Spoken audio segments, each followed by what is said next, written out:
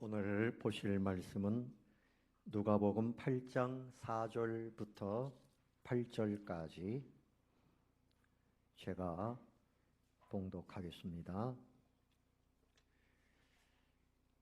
각 동네 사람들이 예수께로 나와 큰 무리를 이루니 예수께서 비유로 말씀하시되 씨를 뿌리는 자가 그 씨를 뿌리러 나가서 뿌릴새 더러는 길가에 떨어짐에 밟히며 공중에 새들이 먹어버렸고 더러는 바위 위에 떨어짐에 싹이 났다가 습기가 없으므로 말랐고 더러는 가시떨기 속에 떨어짐에 가시가 함께 자라서 기운을 막았고 더러는 좋은 땅에 떨어짐에 나서 100배의 결실을 하였느니라.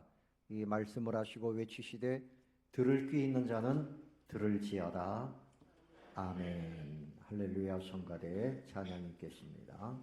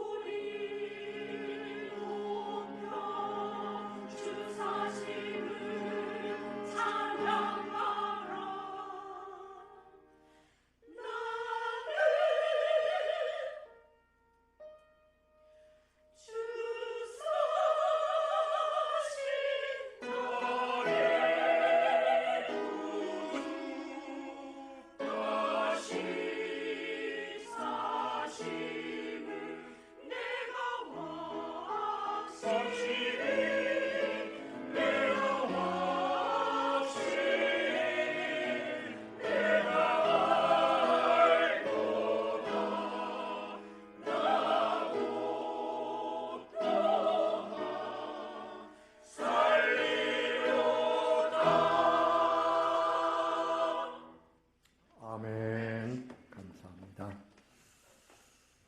찬양에 참 감동이 됩니다. 그렇습니까?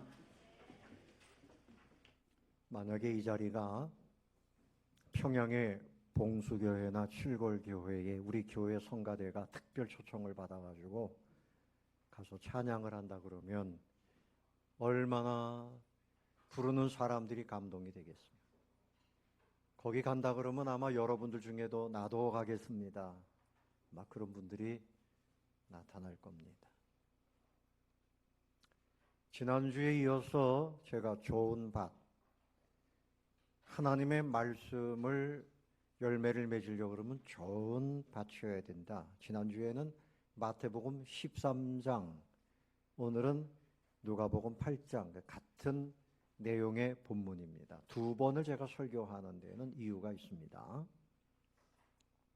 오늘 말씀의 제목은 메마른 심령의 위기, 메마른 심령의 위기, 이런 제목입니다. 이런 재밌는 이야기가 있어요. 푸른 낙타를 만들 수 있을까? 여러분, 낙타 색깔은 그림에서 보는 대로 저렇게 황토색이죠. 그러니까 여러 국가 사람들이 다 생각이 달라. 미국 사람들은 뭐라 그러는가 하면 유전자 변형을 통해서 푸른 낙타를 만들어 봅시다. 자, 지금부터 연구합시다. 프로젝트를 진행합시다. 그랬어요. 또 영국 사람들은 우리가 그 문헌이나 이런 것을 살펴보자. 박물관에 가서 푸른 낙타가 세상에 있는가 뭐 한번 찾아보자.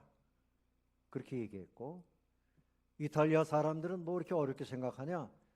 푸른색 물감으로 칠해버려라 그랬어요. 한국 사람들은 뭐라 그랬을까요? 밖에 나가서 몇몇 사람이 모여가지고 푸른 낙타 나와라 소리 지르면 된다는 거예요. 아니면 현수막 붙이고 푸른 낙타 나와라 그러면 된다는 거죠. 네 가지 방법이 다 틀린 겁니다. 푸른 낙타는 없습니다. 그런데 성경에 있는 말씀은 우리 마음밭에 뿌려지기만 하면, 좋은 밭에 뿌려지기만 하면 반드시 열매를 맺습니다. 말씀은 틀림없어요. 생명의 복음, 천국 복음은 반드시 열매를 맺습니다. 자, 인사합시다. 인사를 받으려네요. 옆에 계신 분들 환영합니다. 잘 오셨습니다. 인사를 안 하니까 계속 궁금해요. 왜 인사를 안 하나? 여러분, 들성 부른 나무는 뭐라고요? 떡잎 보면 알 수 있다. 너는 앞으로 큰 나무 되겠네. 떡잎을 보면 알 수 있어요. 그래서 싹이 나오는데 이거 좀 시원찮다 그러면 솎아버립니다. 좋은 것만 키워요. 이제 우리가 어떻게 열매를 맺어야 될까? 우리의 마음에서 나타나는 떡잎이 있어요. 그런 증상이 있어요. 100배, 60배, 30배 결실을 맺어야 되는데 오늘 6절에 보니까 열매를 맺지 못하는 원인을 딱 짚었어요. 자, 6절 다 같이 한번 읽어보겠습니다.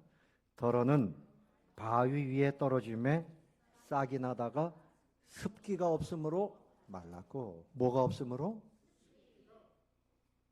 물기가 없으면 다 말라버리는 거지. 사막에서 아무것도 키울 수가 없잖아요. 습기. 그래서 이스라엘 백성들은 비 오는 날이면 축복의 날이라고 좋아해요. 그런데 비가 오지 않아도 그 채소나 곡물이 자라는 것은 이슬을 먹고, 이슬. 그러니까 헬몬산의 이슬, 그래서 축복이라고 여겼어요. 습기가 있으면 자라날 수 있습니다. 그래서 습기는 생명력의 상징입니다. 여러분, 우리 몸도 70% 이상이 물로 되어 있다고 그러잖아요. 서울이 이렇게 잘 발달할 수 있었던 것은 한강이 흐르기 때문이에요. 지속적인 생명력, 그래서 습기라고 표현했어요. 말씀을 묵상하고 성령님의 은혜를 받고, 그래서 내 마음에 습기가 있으면 하나님의 말씀이 100배, 60배, 30배 열매를 맺는 거죠. 네 가지 밭이 있다 그랬죠? 첫 번째 무슨 밭? 길가밭. 길가밭에서는 자라날 수 있습니까? 너무 단단해요. 뿌리를 내리기도 전에 새가 와서 쪼아 먹는다. 그러니까 설교를 들으면서 바로 뺏겨요. 마음에 담지를 못해요. 사탄이 뺏어간다는 거죠. 또 두 번째는 돌짝밭. 흙이 덮여 있는데 그 밑에는 돌이야. 그러니까 뿌리를 내리지 못해요. 뿌리를 내리려면 돌을 다 제거해야 되겠죠. 세 번째 밭은 무슨 밭? 가시떨기밭. 잡초가 무성하고 가시떨기가 있어서 그 기운이 막혀가지고 자라지를 못해요. 열매 맺는 밭은 오직 한 가지, 뭡니까? 좋은 밭입니다. 옥토 좋은 밭. 좋은 밭입니다. 여러분의 밭이 좋은 밭이 되기를 위해서 제가 2주 동안 설교하는 거예요. 설교를 늘 듣고 말씀을 봐도 평생 교회를 다녀도 열매를 맺지 못하는 길가밭, 돌짝밭, 가시떨기밭 이거 싹 제거하고 다 버리고 좋은 밭이 되시기를 축원합니다. 축원합니다. 좋은 밭이 돼야지. 그래서 우리 안에 이 습기가 어떤 습기가 있어야 될까? 4가지로 생각하겠습니다. 첫 번째는 회개입니다. 뭐라고요? 회개할 때 마음이 부드러워지고 회개하는 습기가 있을 때 뿌리를 내리고 열매를 맺습니다. 예수님께서 회개하라, 뭐가 가까웠다고요?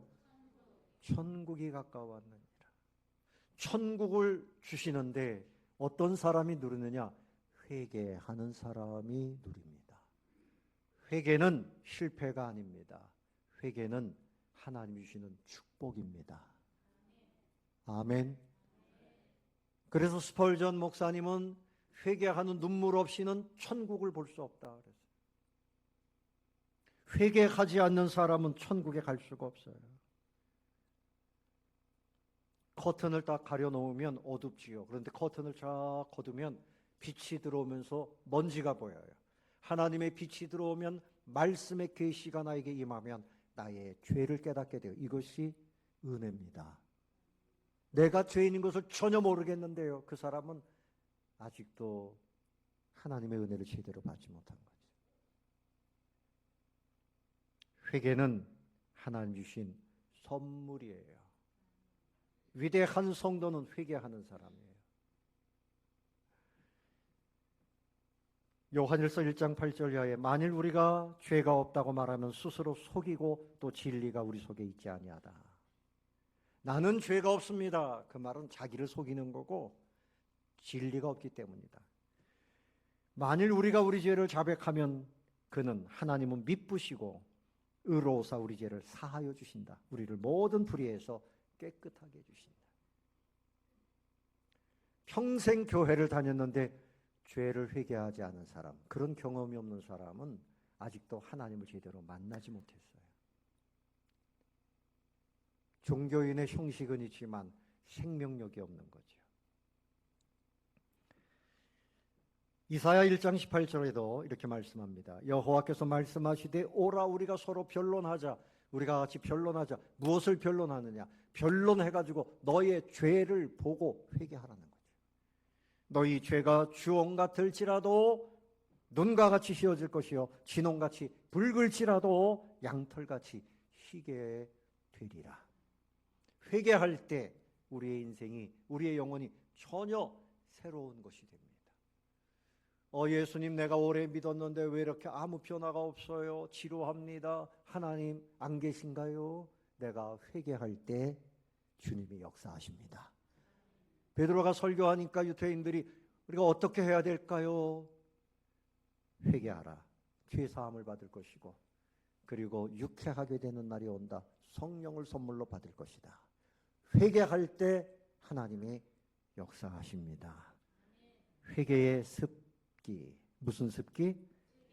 회개. 눈물로 회개하는 것은 여러분의 마음을 부드럽게 하는 거예요. 그러니까 회개하면서 돌짝밭, 그동안 완고했던 거, 고집 부렸던 거, 시기했던 거, 탐욕대로 살고 욕심대로 살고 또 재리의 유혹 이런 데 빠져서 근심했던 거, 이 모든 것들을 다 뽑아버리시기 바랍니다.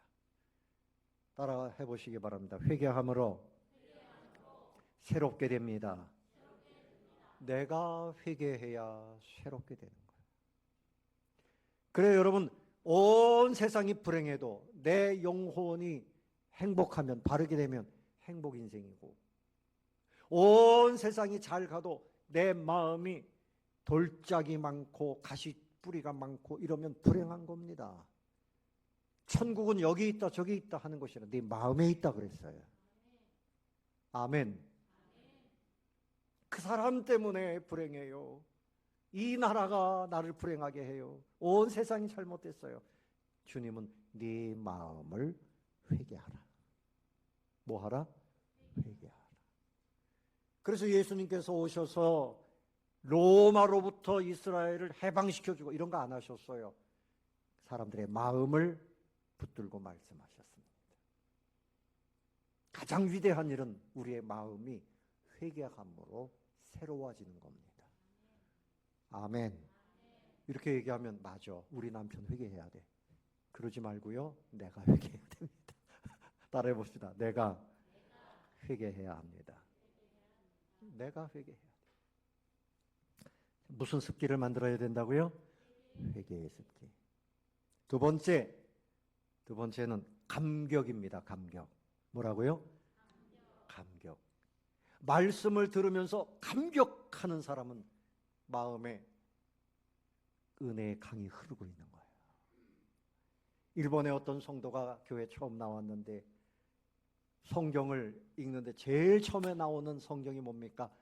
태초에 하나님이 천지를 창조하십니다. 이 성경을 읽다가 막 눈물을 펑펑 흘렸습니다. 하나님이 이렇게 위대하신 분이로구나. 감격했어요. 또 하나는 그러면 하나님이 나를 지으셨단 말씀이네. 나는 어쩌다가 만들어진 인생이 아니다. 부모님 왜 나를 이렇게 만드셨습니까? 키도 좀 이렇게 만들고 예쁘게 만들고. 아니에요. 하나님이 여러분 만드셨으니 최고의 걸작품입니다. 따라해 봅시다. 나는 하나님의 걸작품입니다.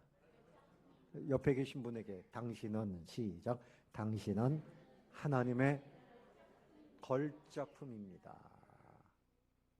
맞습니까?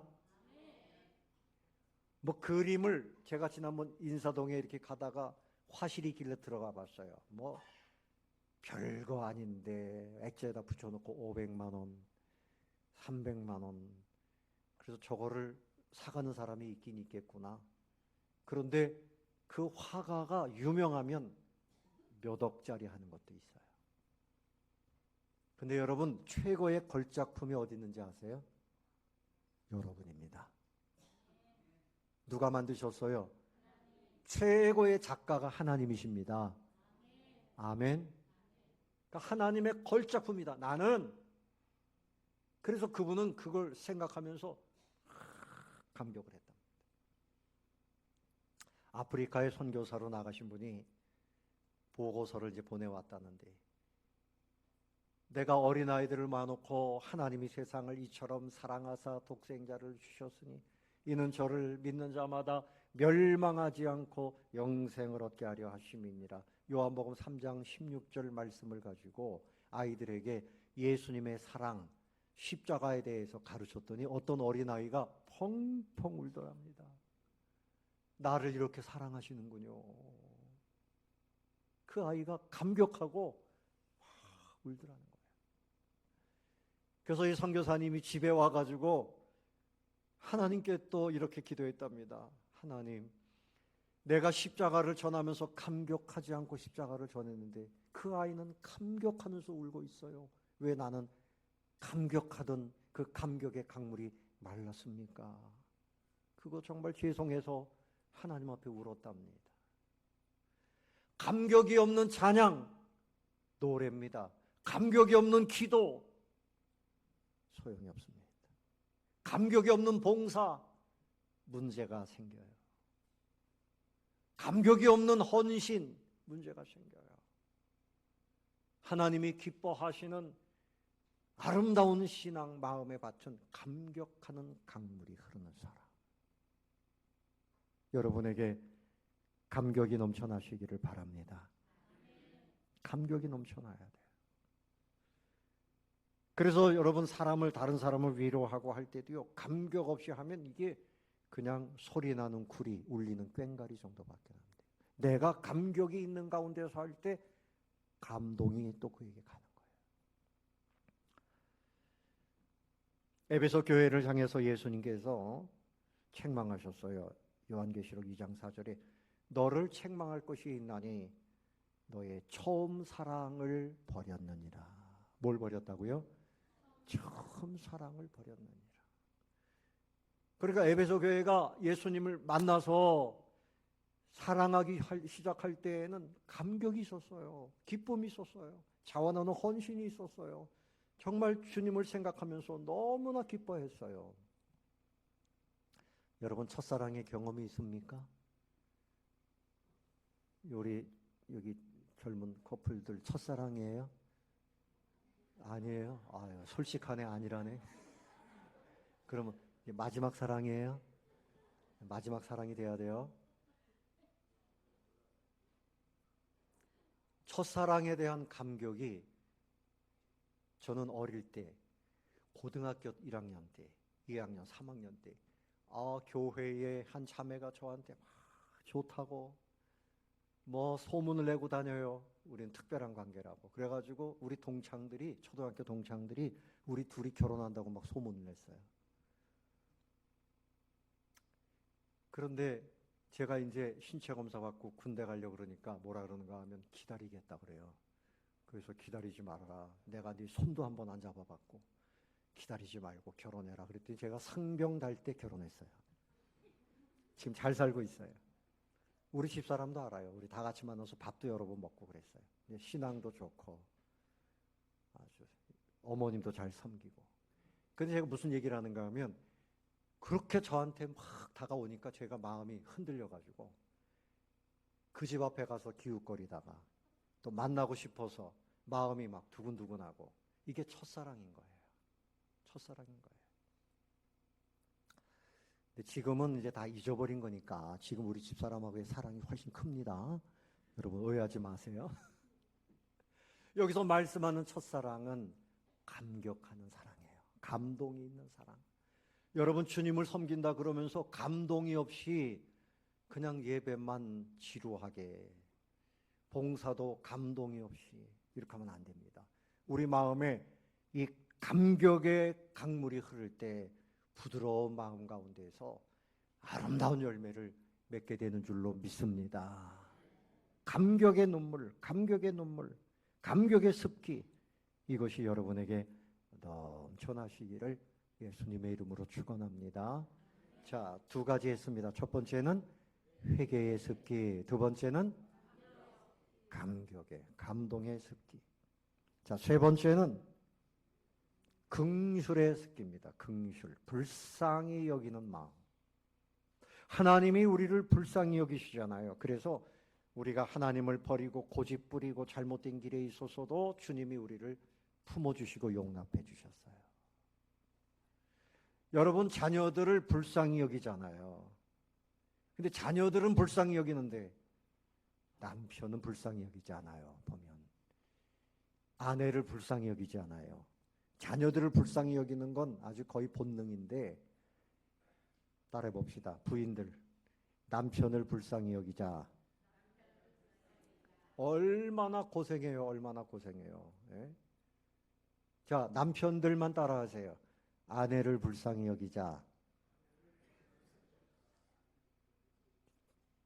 별로 안 들리네요. 안 들려. 예. 불쌍히 여겨야 돼요. 불쌍히. 부모님도 불쌍히 여기고 불쌍히 여겨야 돼요. 어제 우리 고모님이 이제 한 90이 넘어가셨어요. 근데 어제 결혼식이 있어서 그 딸, 우리 사촌 동생 집에 결혼이 있어서 갔는데 제 마음에 아유 우리 고모님이 이제 치매가 오셔서 결혼식에 못 올 것이다. 지난번 숙모님이 돌아가셨는데 거기 오셨어요. 근데 96세 되신 우리 숙부님이 사람을 못 알아봐요. 근데 옆에 있는 고모님도 비슷해졌어요. 90이 넘어가니까. 그래서 걱정을 했는데 어제 가보니까 전혀 깨끗해졌어요. 아마 지난번에 무슨 약을 독한 걸 잘못 드셨나 봐요. 다 알아보고 아주 말씀도 잘하시고 그 얼마나 반갑고 고마운지. 그 어른들을 보면 이 불쌍히 여기는 마음이잖아요. 참 연세가 드시면 잘 걷는 것도 힘들고 병이 드니까. 우리 예수 믿는 사람들이 가지고 있는 능력, 우리 마음에 품고 우리가 주님의 은혜를 받을 수 있는 그 마음은 어떤 마음인가 하면 불쌍히 여기는 마음이에요. 무슨 마음? 불쌍히 여기는 마음. 긍휼지심. 그래서 내 남편을 위해서 눈물을 흘려 기도해야 돼요. 내 아내를 위해서도 눈물을 흘려 기도해야 돼요. 내 자녀들을 위해서 눈물을 흘려 기도해야 돼요. 우리의 성도님들, 서로 함께 봉사하는 성도님들이 서로를 위해서 눈물을 흘리면서 기도해야 돼요. 그렇게 하시기를 축원합니다. 그래서 눈물을 흘리면서 기도하면요, 뭐 그 사람이 어떻고 그 사람이 어떻고 이런 소리가 나오질 않아요. 내가 기도하면, 그 누가 비난하면 기도합시다. 불쌍히 여깁시다. 이 마음이 크거든요. 암브로시우스라고 하는 주교님이 있었는데 어거스틴의 어머니에게 말해서, 어거스틴은 젊었을 때 이교도였어요. 그리고 사생아를 낳을 만큼 방탕했어요. 그러니까 어머니가 너무 속이 상하고 눈물로 기도했어요. 이때 이 주교님이 모니카 어머니에게, 자매여, 눈물의 기도는 자식을 반드시 구원합니다. 기도해라. 이 기도를 눈물로 그렇게 했더니 이 어거스틴이 그렇게 방탕하던 사람이 변화가 돼가지고 우리 기독교 역사에 사도 바울 버금가는 큰 인물이 됐습니다. 여러분의 자녀들, 주변에 있는 사람들, 하나님께서 우리 마음이 좀 껄끄럽게 하는 사람이 있거든 불쌍히 여기고 기도하라는 것입니다. 아멘. 불쌍히 여기고 기도하세요. 요즘에는 카톡에 보면 그 전혀 모르던 사람이 이렇게 이제 이름이 들어가면 그 사람의 사진까지 다 뜨잖아요. 우리 봉사관 사역하는데 매달 쌀 몇 푸대를 보내주시는 사장님이 있어요. 그 제가 아침마다 기도합니다. 새벽마다 기도하는데 제가 생각할 때 조금 좀 늙었겠다, 나이가. 아버님도 연세가 많으니까 그렇게 생각했는데 어제 카톡에 그 가정 식구들이 딱 떴어요. 아주 젊고 아기도 예쁘고 부인도 예쁘고. 그래서 제가 카톡을 보냈어요. 정말 가정이 화목해 보입니다. 제가 늘 기도하고 있습니다. 그분 예수 믿으라고 기도하고 있는 거죠. 근데 답장이 왔어요. 우리 둘째가 80일이 됐습니다. 그리고 답장이 왔어요. 참 서로 불쌍히 여기면서 늘 기도하면 내 마음에도 더 은혜가 넘치고 열매를 맺게 되고, 기도한 대로 눈물의 기도는 반드시 열매를 맺게 되는 줄로 믿으시기를 바랍니다. 하나님이 우리를 보실 때 무엇을 보물로 여기실까? 여러분, 이제 결혼 앞에 두신 여기 이제 커플들이 있는데 제가 결혼을 앞에 두고 한 달, 한 4주 정도는 교육을 좀 시키려고 그래요. 예비 교육을. 다른 교회 보니까 한 6주간 시키던데 내가 깎아서 한 4주만 하려고 그래요. 결혼하면 이제 예물 반지를 하잖아요. 뭐 할 겁니까? 다이아몬드? 요새 금이 비싸니까 금으로 해요. 금반지가 뭐 한 돈에 100만 원씩 하니까 그냥 그거 한 5돈 해가지고 막. 근데 하나님께서 우리를 보실 때 보석처럼 여기는 게 뭔지 아십니까? 기도하면서 흘리는 눈물을 보석으로 여기십니다. 시편 56편 8절에 다윗은 이렇게 기도했어요. 나의 눈물을 주의 병에 담으소서. 나의 눈물을 주의 병에 담으소서. 그래서 눈물 흘리면서 기도하는 그것이 너무나 귀한 거예요.